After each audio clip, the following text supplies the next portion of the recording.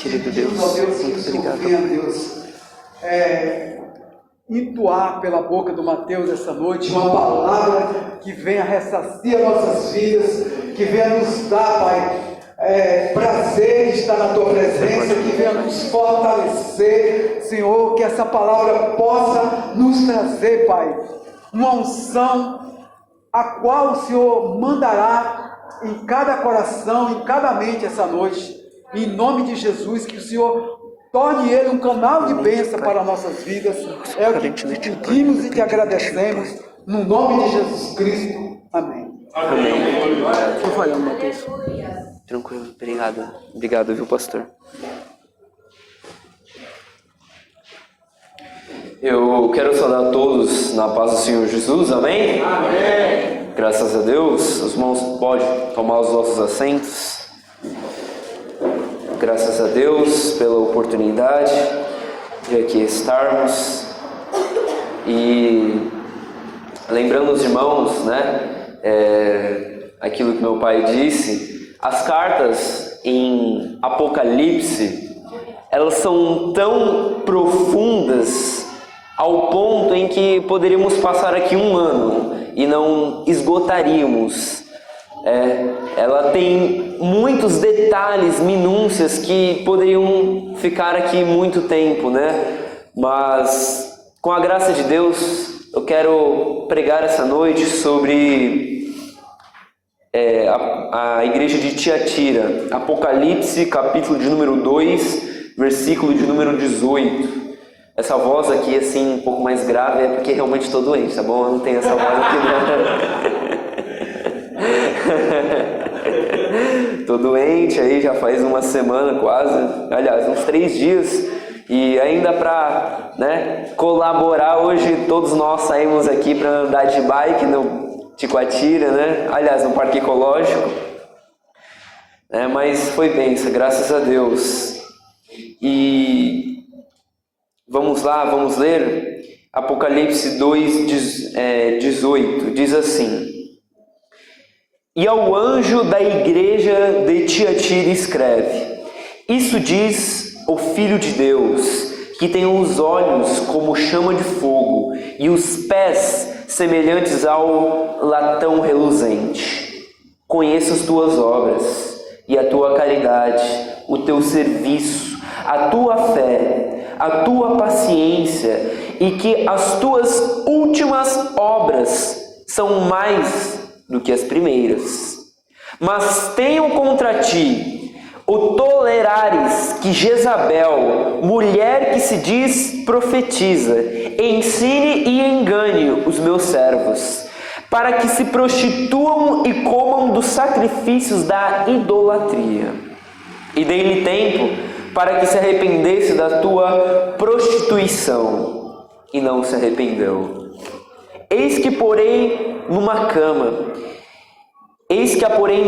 e sobre os que a adulteram com ela virá grande tribulação, se não se arrependerem das suas obras. E ferirei de morte os seus filhos, e todas as igrejas saberão que eu sou aquele que sonda mentes e corações, e darei a cada um de vós segundo as suas obras. Mas eu vos digo a vós, aos restantes que estão em Tiatira, a todos quantos não têm esta doutrina e não conheceram, como dizem, as profundezas de Satanás, que outra carga vos não porei, mas que o tendes, retenho até que eu venha.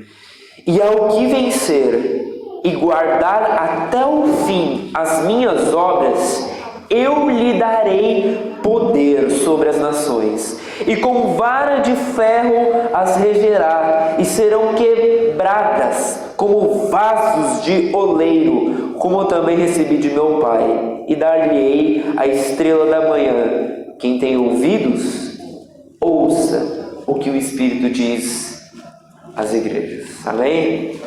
Antes de mim começar com esse texto propriamente dito, eu peço que os irmãos virem a folha em Apocalipse 1, versículo de número 3.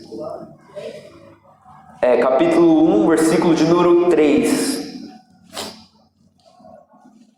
que diz assim: Bem-aventurado aquele que lê e os que ouvem as palavras dessa profecia e guardam as coisas que nela estão escritas, porque o tempo está próximo. É interessante que João, no momento mais crucial da sua história, em que ele tem a revelação do Apocalipse, chega aqui no versículo de número 3, depois que ele teve toda a revelação, ele está passando essa revelação, ele chega e diz: Bem-aventurado os que leem, ouvem e guardam as palavras desta profecia ou deste livro. Por que é importante iniciar falando disso? Porque o desdobrar do livro todo será o resultado disso daqui. Ele está dizendo: olha, eu vou falar muitas coisas, mas a princípio eu digo para você, tudo quanto eu vou falar, saiba que se você ler, ouvir e principalmente colocar em prática, você será abençoado, você será feliz. E aí a pergunta para a nossa reflexão é: o quanto que nós temos lido este livro?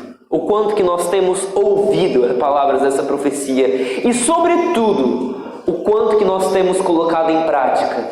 Porque ele está dizendo, você será abençoado ou não, a proporção da maneira em que você absorve e que você coloca em prática. Porque saber também não basta, você tem que colocar em prática. Jesus diz em Mateus capítulo de número 7, quando ele está finalizando ali o Sermão do Monte, né, que já foi falado aqui, ele diz assim: olha, aquele que ouve as palavras que eu digo e não as guarda, assemelhá-lo-ei ao homem que construiu a sua casa sobre a areia, e vieram os rios, os ventos e as tempestades, e foi grande a sua queda. Ao homem, porém, que ouve as minhas palavras e as pratica, será como o homem que construiu a sua casa sobre a rocha. E vieram os rios, os ventos, e ela permaneceu intacta.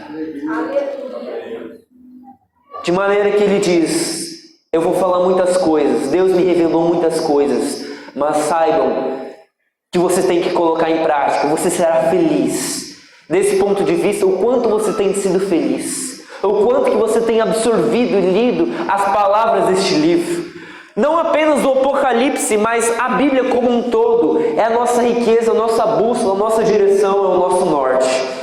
De maneira que ele dá uma razão. E qual é a razão de João para que venhamos ler, ouvir e praticar? A razão é: o tempo está próximo. Estas coisas que eu vou revelar, você será feliz em praticar, porque não vai fazer muito tempo em que ela irá se cumprir. O tempo está próximo. E você será feliz se você estiver armado, preparado com tudo que eu estou te dizendo aqui. Vamos lá para a carta de Tiatira. Tiatira, capítulo 2 de Apocalipse, versículo de número 18.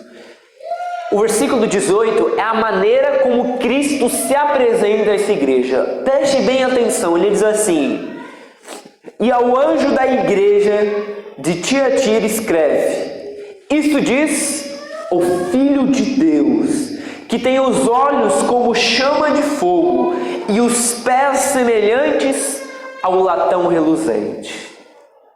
Para pensar aqui nessa descrição que ele está fazendo. Ele está dizendo: olha, o Jesus que escreve, que fala, que por meio do Espírito está pronunciando algumas coisas à igreja, ele diz: este é o Filho de Deus. Filho de Deus, como nós aprendemos já aqui diversas vezes, é aquele que é unigênito, da mesma natureza. Ele é gerado da mesma natureza de Deus. De maneira que ele tem é co-poder, co-eternidade. Ele é co-eterno juntamente com o Pai. O Pai é Deus, o Filho também é Deus. Eles são da mesma natureza, eles têm o mesmo poder, a mesma onisciência, a mesma onipotência. Ele está dizendo, olha, isso diz aquele que é Deus. Isso diz aquele que é o Filho de Deus. Preste bem atenção, não é homens que está falando, não é seres humanos que absorveram capacidades, não, é o Filho de Deus que está falando. E quando o Filho de Deus fala, você tem que prestar atenção, você tem que ouvir, porque é coisa séria. E ele diz assim, que tem olhos como chama de fogo. Por que essa descrição de olhos como chama de fogo? A ideia é duas aqui que João quer passar. A primeira é a respeito de ira, fúria. É um olhar que fulmina, que queima, que ele olha e é um fulgor. É como chama de fogo. Ele está olhando irado para aquela igreja. E, além disso, é um olhar penetrante. É um olhar que ele vai além, ele perscruta, ele pesquisa, ele investiga, ele vai fundo, ele vai além. Ele está dizendo, não existe alguém que seja capaz de se encobrir com as trevas, ou que, quem sabe, ir para o mais profundo do mar. Os seus olhos são como chama de fogo, ilumina qualquer lugar. Ele sabe de tudo, ele sabe, ele conhece. Ele conhece. Como diz Daniel 2:22, ele conhece o profundo e o oculto. Aquilo que está em trevas e com ele mora a luz. Ele conhece, ele sabe. E aí o que ele sabe? O que ele conhece? Ele dá algumas coisas que Cristo conhece e que Cristo sabe. Vamos dar uma olhadinha? Vira novamente a página para o capítulo 1. Capítulo 1, versículo de número 13. Olha o que ele diz. E no meio dos 7 castiçais, um semelhante ao Filho do Homem, vestido até os pés de uma veste comprida e cingido pelo peito com um cinto de ouro. Olha só, ele está no meio da igreja. Ele está investigando a igreja e diz, eu estou no meio. Agora vamos para capítulo 2, versículo 1. No capítulo 2, versículo 1, ele diz, escreve ao anjo da igreja que está em Éfeso. Isso diz aquele que tem na sua destra as 7 estrelas, que anda no meio dos 7 castiçais de ouro. Então ele não apenas está no meio, ele está andando. Ele não apenas está inserido na igreja, mas ele está percorrendo, andando. Ele está circulando. Ele está investigando a igreja. E ainda tem mais. Capítulo 2, versículo de número 9. Eu sei as tuas obras. Eu sei. Ele não apenas está no meio, ele está andando e ele conhece. Ele conhece o quê? O que você está fazendo.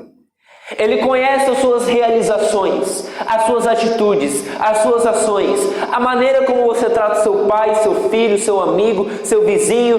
Ele sabe as tuas obras. Ele sabe. Ele sabe como você se comporta no trabalho, ele sabe como você se comporta no seu lazer. Quando não tem ninguém olhando para você, ele conhece, ele sabe. Eu sei as tuas obras. Eu sei. E o que mais ele sabe? Capítulo 2, versículo de número 13. Eu sei as tuas obras e onde habitas. Ele sabe onde você mora. Ele sabe a nossa localização. a nossa localização geográfica, não importa o lugar no mundo, na terra ou nos céus que possamos ir, Ele sabe o teu lugar. Ele sabe o lugar em que habitas. E por fim, capítulo 2, versículo de número 23 novamente, que ele diz assim: e ferirei de morte a seus filhos, e todas as igrejas saberão que eu sou aquele que sonda mentes e corações. Então olha só aqui para mim, fazendo um resumo de tudo aquilo que João está dizendo, ele está dizendo: olha, Cristo, Ele está com um olhar penetrante sobre a igreja. Ele está no meio da igreja. E Ele não apenas está no meio, Ele está andando, Ele está pesquisando, Ele está investigando, Ele está perscrutando todas as coisas. Ele sabe as tuas obras, Ele sabe a tua aflição, Ele sabe tudo o que você tem feito, Ele sabe onde você habita, Ele sabe onde você mora, Ele sabe todas as suas dores e Ele sabe muito mais além. Ele sabe a sua mente e o seu coração. Ele sabe o que você pensa, o que você sente. Ele sabe o que passa no seu interior. Quando nenhum homem consegue perscrutar a mente do ser humano, Ele é aquele que investiga todas as coisas e que pesa o espírito.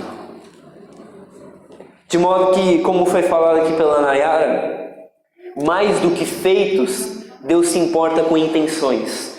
Porque eu posso fazer muitas coisas sem uma intenção genuína, sem uma intenção pura de amor.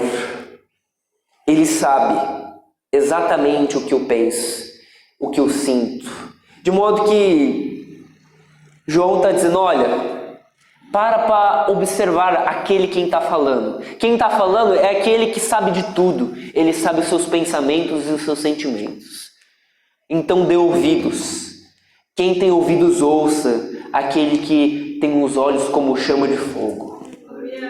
E ele diz mais, ele diz: e os pés semelhantes ao latão reluzente. Sabe o que significa?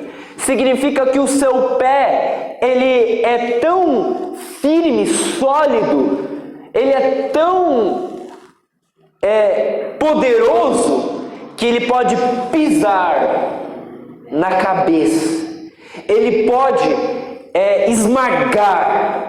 Ele é um pé de julgamento. Ele está dizendo: olha, ele é aquele que tem os pés semelhantes ao latão reluzente, significando que ele está falando com vocês para julgar vocês. O pé é o símbolo do julgamento, é o símbolo do esmagamento. Só que diante dessa apresentação, você já percebe que as coisas não são muito boas em tudo que ele vai falar no restante da carta, né? Você já percebe só por essa apresentação. Primeiro, ele é o Filho de Deus, ele é o Todo-Poderoso, ele é onisciente, ele é tudo. E ele tem olhos como chama de fogo, e ele tem pés de julgamento, como latão reluzente. Agora, olha o que ele diz. Agora ele começa a elogiar a igreja, ele começa a mostrar as virtudes do que a igreja em Tiatira tem. Ele diz assim: eu conheço as tuas obras, a tua caridade, o teu serviço, a tua fé, a tua paciência, e que as suas atitudes, suas obras são muito mais do que as primeiras. É interessante fazer aqui um contraste entre a igreja de Éfeso, que vai falar a Nayara, e a igreja de Tiatira. A igreja de Éfeso era uma igreja que diz: eis que tu perdeu o primeiro amor. A igreja de Tiatira, ele está dizendo, é uma igreja que ama. A igreja de Éfeso, por outro lado, ela tinha se perdido no início. No início, ela até que tinha o amor, ela até que tinha feito. Só que no desdobrar do tempo, feneceu, acabou esse amor. Só que com essa igreja foi diferente. Com o passar do tempo, as obras deles não diminuíram, elas aumentaram. elas se avolumaram, elas cresceram. Só que quem olha de fora diz: essa é uma igreja pujante, essa é uma igreja poderosa, essa é uma igreja viva. Eita igreja, olha quantas obras ela faz, olha isso, olha que amor, olha que atitude de bondade, de paciência, de lealdade. E na verdade Jesus confirma: olha, você realmente persevera, você realmente faz isso, mas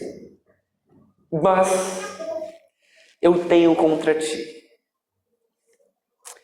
E esse tenho contra ti é muito perigoso, né? Porque conforme diz o pastor Neil Barreto, né? Se o diabo é contra você, então tá tranquilo. É só orar em nome de Jesus, tá tudo certo. Deus é poderoso para fazer muito mais além. Agora, se o próprio Deus é contra você, aí não há mais esperança. Aí não tem mais saída. Mas ele está dizendo: eu tenho contra ti. E o que ele tem contra ela? É importante observar aqui que o que ele tem contra essa igreja é um contraste do que a igreja de Éfeso tinha. Porque, por exemplo, ele diz assim: tenho contra ti, verso 20, que toleras Jezabel, mulher que se diz profetiza, ensina e engana os meus servos para que se prostituem com o sacrifício da idolatria. Agora, a igreja de Éfeso era, por outro lado, uma igreja que ele diz: vocês julgaram aqueles que se diziam apóstolo, mas não eram. Então chegava um cara aqui e disse: eu sou um apóstolo do nosso Senhor Jesus Cristo. Eles logo, a igreja de Éfeso, identificavam que não eram um apóstolo. Eles se diziam apóstolos, mas não eram, e eles discerniram isso. Só que essa igreja não. Chegava alguém dizendo que se dizia profetiza, eles acreditavam, eles autenticavam: é uma profetisa.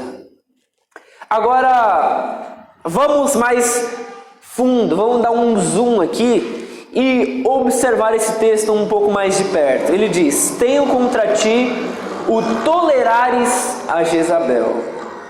Aqui é importante mostrar que tem 3 grupos nessa igreja. 3. O primeiro é o grupo daqueles que eram fiéis. Os que eram fiéis, está no versículo 24, eram os remanescentes, aqueles que realmente amavam a Deus e aos quais as virtudes que foram faladas no versículo de número 19 referiam-se a eles. Eram aqueles que realmente amavam, tinham paciência, os remanescentes, os que sobraram. Ele está dizendo: existem os fiéis. Só que por outro lado, existem outros. Existe aqueles que são infiéis, aqueles que praticam imoralidade sexual, a prostituição, e que participam do manjar de ídolos. E existe o terceiro, que não é apenas aquele que é fiel, mas é aquele que tolera. Aquele que cede. Tolerar é bom. Quem disse que tolerância não é bom? Nós temos que tolerar uns aos outros. A Bíblia nos exorta a tolerar uns aos outros, a amar uns pelos outros, a orar uns pelos outros, a perdoar. Só que a tolerância, ela não deve estar atrelada à questão da verdade. Elas devem estar a questão de ser humano. Mas quando se trata da verdade de Deus, não podemos tolerar deturpação. Não podemos tolerar heresias, seitas. Porque quando a teologia é manchada, a maneira como você vê a Deus é manchada, o seu modo de prática também estará manchado. Hernandes Dias Lopes, ele diz que não tem como desatrelar, separar teologia de ética, de moral e teoria. Não tem como. Se eu mudo a maneira como eu olho para Deus, eu mudo a maneira como eu vivo. De maneira, o que é que essa mulher, Jezabel, que se diz profetiza, estava fazendo? O que ela estava pregando? Basicamente, a doutrina que ela estava falando era uma doutrina que estava fundamentada no gnosticismo. Gnosticismo, basicamente, só para resumir aqui, era uma filosofia que se estendeu na época, até mesmo antes de Cristo, mas ganhou alguns contornos depois de Cristo. Eles diziam o seguinte: olha, o seu corpo é mau, o seu corpo é uma criação do Deus mau. Para eles existiam dois deuses, Deus bom e Deus mau. O Deus bom criou os seres humanos, só que o Deus mau foi lá e criou a terra. E mais do que isso, ele criou o corpo, de maneira que esse corpo para eles era mau. Por quê? Se você não tivesse esse corpo, você poderia estar divagando por aí, visitando casas, né? Você poderia estar atravessando paredes. Mas por que você não pode? Você tem um corpo. O corpo para eles é a prisão da alma, é a prisão do espírito, de modo que ele é ruim, é algo ruim. E eles não aceitavam, inclusive, a encarnação do próprio Cristo, porque como Deus pode tomar a forma de algo que é ruim? Como Deus pode tomar a forma de um ser humano, que é um corpo ruim? Tanto que alguns acreditavam que Jesus era como um fantasma, né? Um holograma. Você tentava colocar a mão nele e a sua mão atravessava assim, sabe? Porque eles não poderiam aceitar que Jesus veio em carne. E é por isso que, inclusive, João começa o seu livro dizendo o seguinte: aquele que as nossas mãos apalparam, os nossos olhos viram, os nossos ouvidos ouviram e os nossos olhos contemplaram a respeito do verbo da vida. O verbo da vida. Eu não estou falando de coisas aqui que ninguém teve experiências. Ele veio em carne. Ele veio em carne de modo que eu pude apalpá-lo. Eu pude vê-lo. Eu ouvi ele. Eu descansei a minha cabeça sobre os seus ombros. Eu senti o pulsar do seu coração. Ele começa o evangelho da mesma maneira. Ele diz: no princípio era o verbo estava com Deus e o verbo era Deus. E o verbo se fez carne. Ele se fez carne, ele tomou a forma humana. Por mais escandaloso e louco que isso possa parecer, Deus tomou a forma humana. O verbo se fez carne e habitou entre os seres humanos. Ele habitou entre lixo. Ele habitou entre os impuros. Ele não habitou entre santos e bons. Ele habitou entre coisa ruim mesmo. Somos nós. Ele tomou a forma humana. De modo que essa filosofia gnosticista, ela dizia assim: olha, se o corpo é ruim, não importa o que você vai fazer com o seu corpo. O que importa é o que você faz com o seu espírito, né? É isso que eles pregavam. Ele estava dizendo: olha, você pode fazer o que você quiser, você pode beber, você pode ir para as baladas, você pode entregar o seu corpo a todos os prazeres que surgirem em sua cabeça. Por quê? O corpo é mau mesmo, o que importa é o espírito que é bom na mente deles. Você pode fazer o que você quiser. E essa Jezabel, ela estava propagando isso. Mulher que se diz, que se auto-intitula. Agora, é importante aqui fazer um parênteses. Essa mulher, ela pregava, ela se dizia profetisa. E o que é um profeta? O que é uma profetisa? Um profeta é aquele que traz o futuro para o presente. E não apenas isso, mas um profeta é aquele que fala da parte de Deus. É alguém que fala da parte de Deus. da parte de alguém. Só que o profeta, ele está sempre intermediando uma divindade, um Deus, um oráculo. Ele está falando por meio de alguém. Só que quem estava falando por meio de Jezabel não era o Espírito de Deus, era o Espírito de Satanás. As vozes que eles estavam ouvindo por meio de Jezabel eram as vozes do diabo, de Satanás, era a doutrina de demônios. E a voz que fala às igrejas e que diz,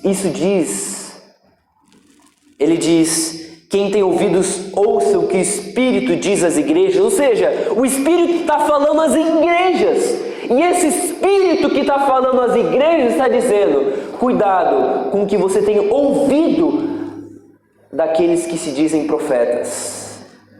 Cuidado daqueles que estão falando não da parte de Deus, mas da parte do diabo. João, ele nos alerta sempre isso. Ele está consistentemente, Paulo, todos falaram, Jesus mesmo falou, olha, muitos virão dizendo que é o Cristo, mas não creiais. Muitos virão em meu nome e expulsarão demônios, falarão línguas, farão muitas coisas, milagres, prodígios, mas eu nunca vos conheci. O apóstolo Paulo, ele diz em Gálatas capítulo 1, eis que se um anjo vier e pregar outro evangelho, que não for esse que eu vos anunciei, seja anátema, amaldiçoado. Agora, será que um anjo pregaria outro evangelho? Claro que não, mas Paulo, ele não era tolo. Ele sabia que o diabo, ele pode transformar-se em anjo de luz. Ele está dizendo, se um anjo aparecer para você, falando outra boa notícia, outra boa nova, seja amaldiçoado. Não é. De modo que Jezabel continua imperando o nosso mundo hoje ainda. Que está anunciando e movendo essas pessoas não é o Espírito de Deus. Não é o Espírito Santo que fala às igrejas. Não é. Muitos lugares que a gente vê, conhece, que a gente frequenta muitas das vezes, que a gente visita, a gente tem que filtrar. Nós temos que ser como os crentes bereanos que liam, que observavam tudo o que o apóstolo Paulo falava nas Escrituras. A gente não pode ser tolo. Tem gente que vai numa igreja, acredita no que é falado. Vai na outra, não absorve, não filtra nada, acredita. Vai na outra, acredita. De modo que ele ouve tudo, não filtra nada e continua alguém tolo. Não creais a todo espírito. De João. De modo que nessa noite, irmãos, saiba filtrar o que você tem ouvido. E não apenas pregações, às vezes músicas. Foi falado aqui que muitas vezes músicas boas, elas estão muitas vezes guardadas lá no passado. A gente tem que voltar lá para pegar muitas músicas boas. Não creiam em todas as músicas. Tem muitas músicas hoje que são produzidas, elaboradas, não por uma inspiração de Deus, mas como um mercado, como maneira de vender, como maneira de enriquecer e de se autopromover. Não creia a todo espírito, só porque é bonito, só porque grita, só porque fala em línguas estranhas, só porque a gente tem que observar aqui. Essa é a nossa base, é o nosso fundamento. Ele é o nosso crivo pelo qual nós vamos olhar todos. É o nosso óculos. A Bíblia é o nosso óculos pelo qual a gente vai olhar tudo, todos. De modo que a gente tem que filtrar muitas coisas que a gente tem ouvido. E o que ela ensinava além de tudo isso? A gente falou que provinha de uma origem não divina, não de Deus, mas de uma origem maligna. Mas o que estava falando? O que ela estava fazendo? Ele diz assim, para que se prostituem como no sacrifício da idolatria. Primeiro, a prostituição. Vou tentar correr aqui. A prostituição é um estilo de vida desregrada, desconstrutiva, em que a pessoa ela se entrega aos prazeres. A ideia que o próprio Eugene Peterson, na Bíblia A Mensagem, passa, ele diz, é um jogo de sexo e religião. De você estar na igreja e depois você está entregando-se aos seus desejos. Você sabe que quando a gente vem para Cristo, existe uma mudança no estilo de vida. De modo que os desejos, eles permanecem, mas você não é controlado por eles. Você não é conduzido e direcionado pelos seus desejos. Você é direcionado pelo Espírito Santo. Se você ler em Efésios, capítulo de número 2, a partir do 3, Paulo diz, aqueles que estavam sobre a potestade do ar, que eram filhos da desobediência, que viviam de acordo com as inclinações dos seus pensamentos e dos seus desejos. Esses éramos nós, levados de um lado para o outro pelos nossos desejos. Se você ler em Filipenses, capítulo de número 3, a partir de número 19, 20, Paulo fala a respeito dos inimigos da cruz de Cristo, aqueles cujo Deus era o ventre, era a sua barriga. Eles queriam ser endeusados, e mais do que isso, eles queriam fazer as suas próprias concupiscências. Você quer mais uma referência? Leia Romanos capítulo 1. Ele vai dar uma lista de desejos carnais, de que se a pessoa ela quer realmente ter como trono do seu coração o pecado, Deus muitas vezes entrega as pessoas aos seus próprios desejos, aos seus próprios concupiscências. E de modo que Jesus ele nos chama a renúncia, ele nos chama a santidade. Ele diz: aquele que quer vir após mim, sobretudo, negue-se a si mesmo. É duro, é complicado, não é fácil, e ninguém disse que seria fácil. Se fosse fácil, todo mundo faria. Se fosse fácil, todo mundo estaria na igreja. Mas ele está dizendo, não é fácil. Negue ao seu eu, que todos os dias tenta te levar, tenta te fazer mentir, ganhar dinheiro de maneira ilícita, usar o seu dinheiro de modo egoísta. Cuidado com esse eu que tenta se entregar a qualquer sorriso, a qualquer aventura que estiver disposto. Cuidado. Cuidado com esse eu, esse velho homem que habita dentro de você, que te leva a praticar as coisas mais terríveis e a muitas das vezes gritar, bater, xingar, causar ódio na vida das pessoas, explodir em ira. Esse eu que tem que ser acalmado pelo Espírito Santo. De modo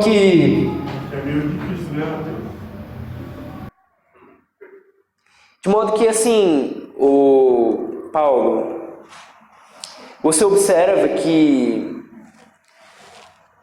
na vida, tudo aquilo que realmente vale a pena nunca vai ser fácil, né? Nunca vai ser fácil.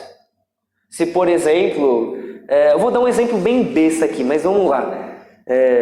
Quem aqui acha fácil fazer regime, né? Acha fácil emagrecer.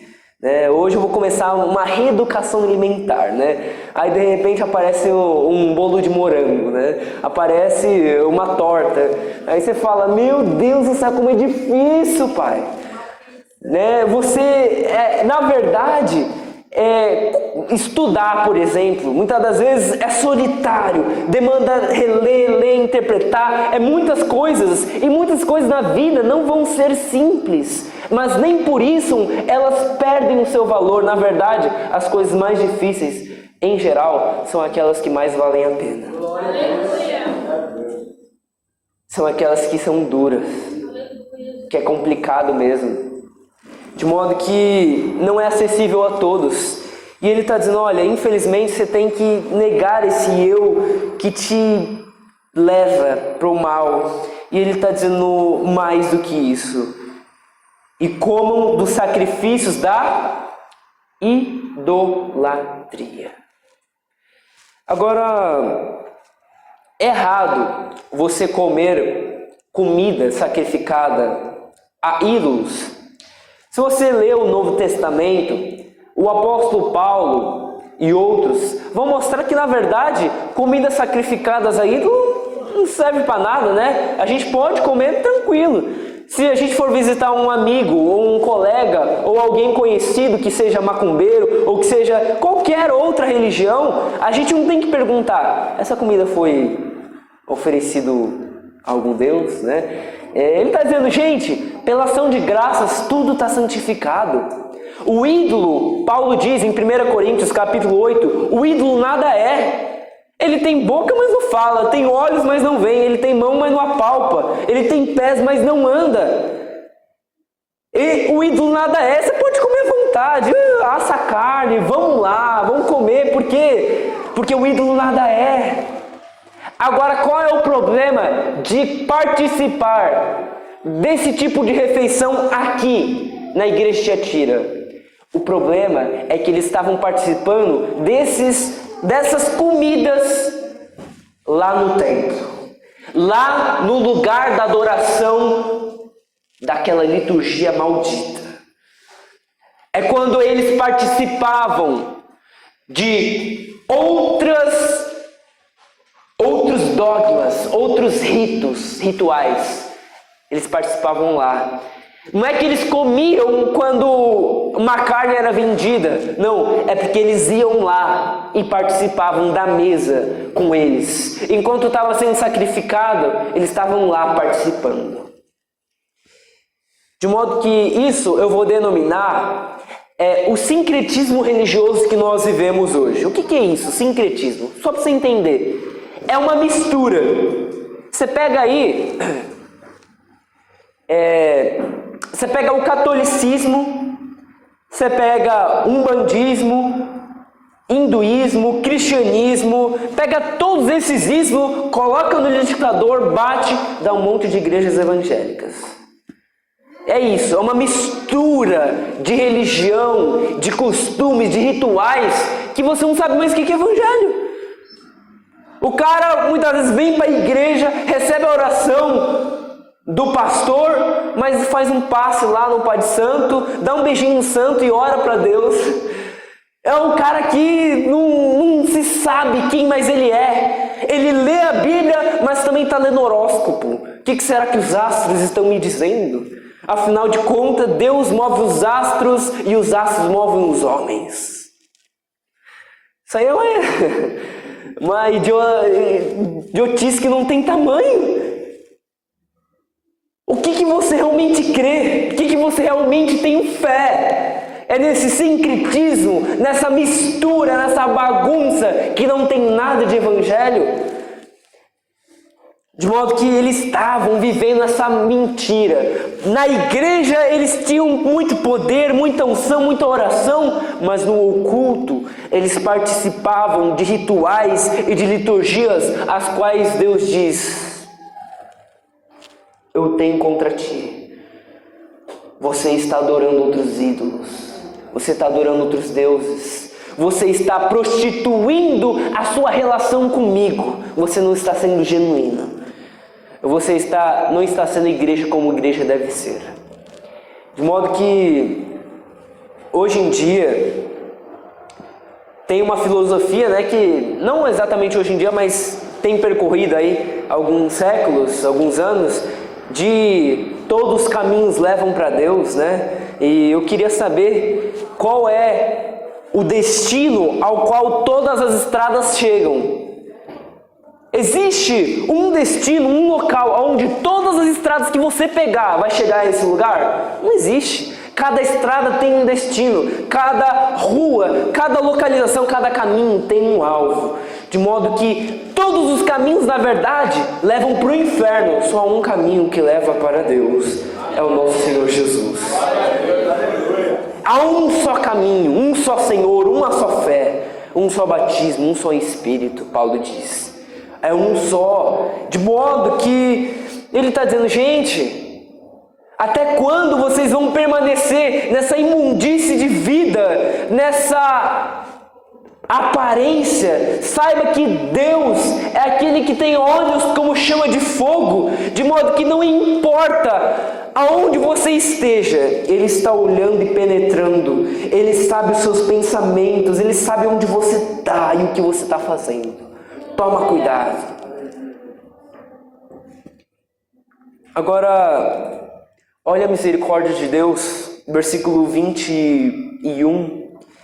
E dei-lhe tempo para que se arrependesse da sua prostituição, e não se arrependeu. De modo que Deus viu o pecado, e de acordo com a sua paciência, Ele oferece a oportunidade. Por mais que ele se ire, Ele dá tempo, Ele dá oportunidade, Ele dá chance. Ele está dizendo, olha, você vai se arrepender? Eu vou te dar oportunidade. Como diz Salmos capítulo 30, versículo 5, que todos nós gostamos, mas muitas vezes a gente não olha o verso anterior. Ele diz, olha, no seu favor está a vida, pois a sua ira dura só um momento. À noite, o choro pode durar uma noite, mas a alegria vem pela manhã. Mas ele diz, olha, a sua ira dura só um momento. De modo que Deus dá oportunidade. Deus está nos dando oportunidade aqui hoje. Ele está nos dando chance de conhecê-lo mais, de tirar cada vez mais as vestes dos pecados para nos vestirmos de Cristo, da santidade, para que a gente venha tirar esse estilo de vida, esse hábito de pecar, para que a gente venha se habituar a ser santo, como Ele é santo. Ele nos dá oportunidade. Se você ler Isaías 55, versículo 6, que é maravilhoso, ele mostra que a oportunidade que Deus dá, Ele dá para todos, só que é por um momento. Ele diz, buscai ao Senhor enquanto se pode achar, invocai-o enquanto está perto. Deixe o ímpio os seus caminhos e o homem maligno os seus pensamentos, e volte-se ao Senhor, porque Ele é gracioso e rico em perdoar.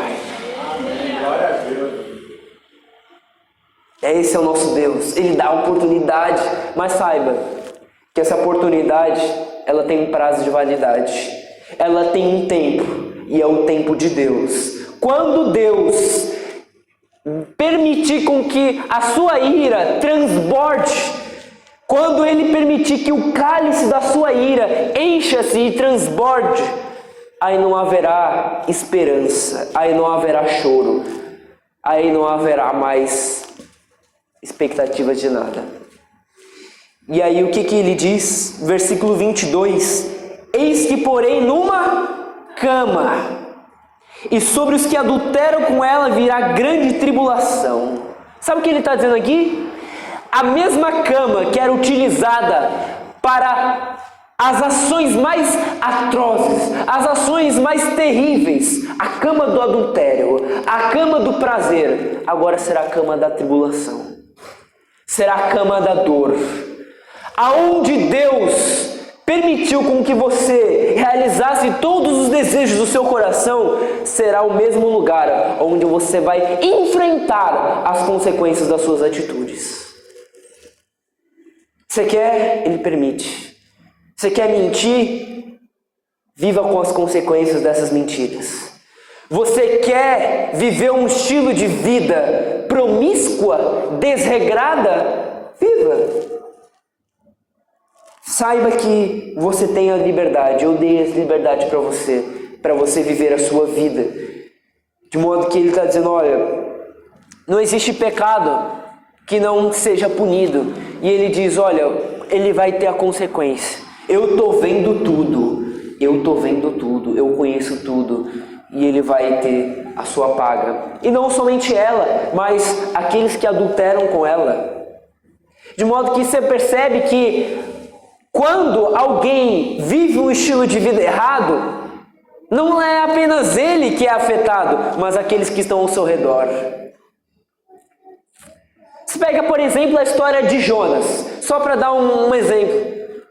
Jonas, ele não queria seguir o plano de Deus de pregar em Nínive. O que ele faz? Ele vai para Tarsis. Ele quer ir para Tarsis. E ele vai para o barco dos marujos. E lá no barco, Deus não quer saber, esse cara está fugindo, eu vou mandar uma tempestade. E quando ele manda a tempestade, todo mundo começa, meu Deus do céu, o que está acontecendo?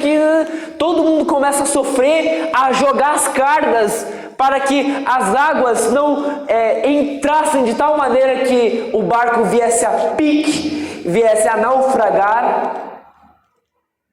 Eles perderam muita coisa por causa de quem?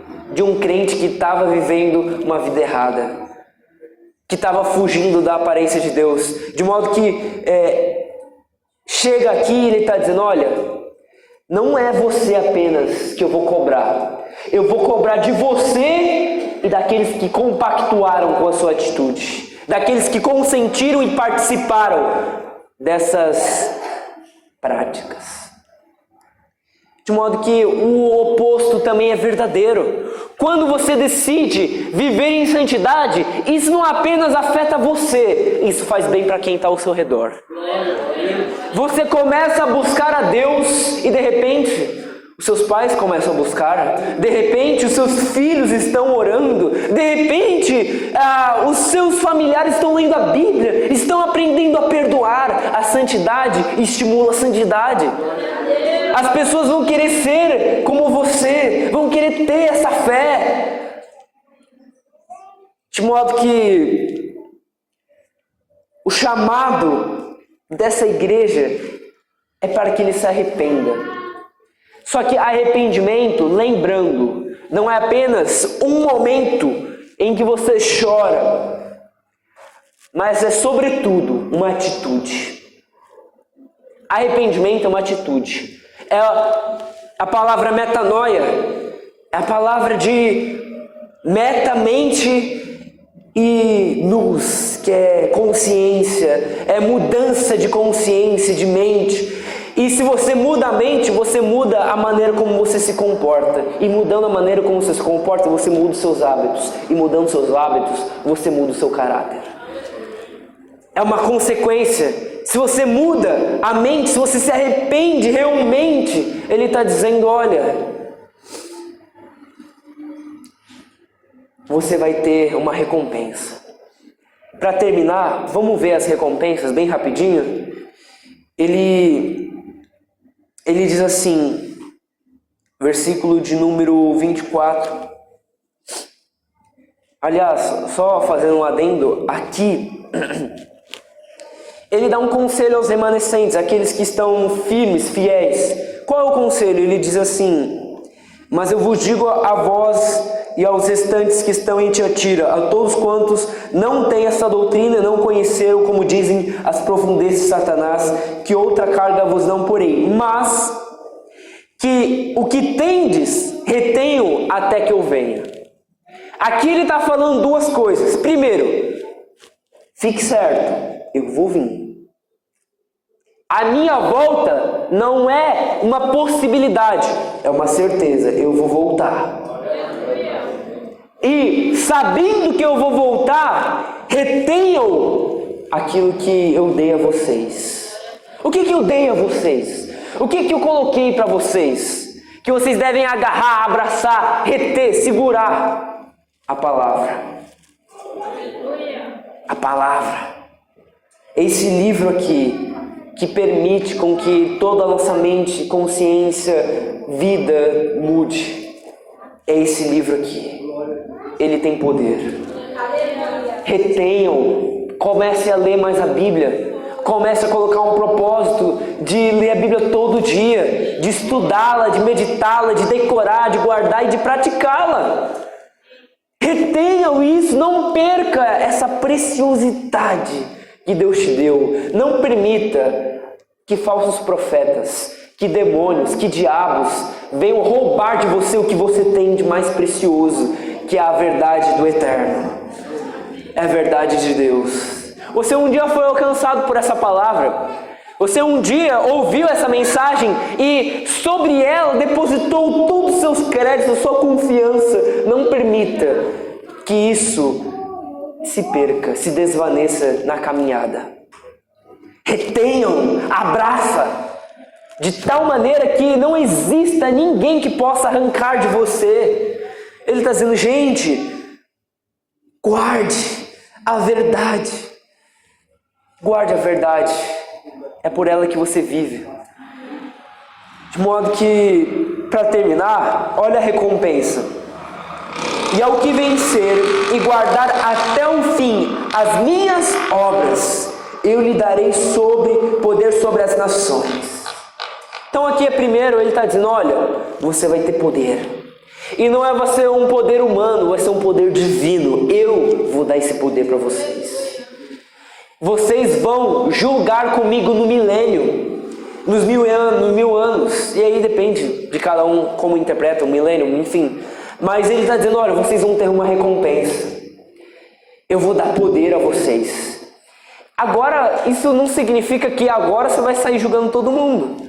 Colocar uns para o céu, outros para o inferno, que muita gente faz isso, né? Fica apontando, fica declarando um monte de coisa, sendo que a nossa tarefa não é de juiz, mas é de... Como eu posso dizer? É de alguém que é companheiro. É semelhante a Eclesiastes 4:9, né? É melhor serem 2 do que em 1, porque tem melhor paga o seu trabalho. Se um cair, o outro levanta.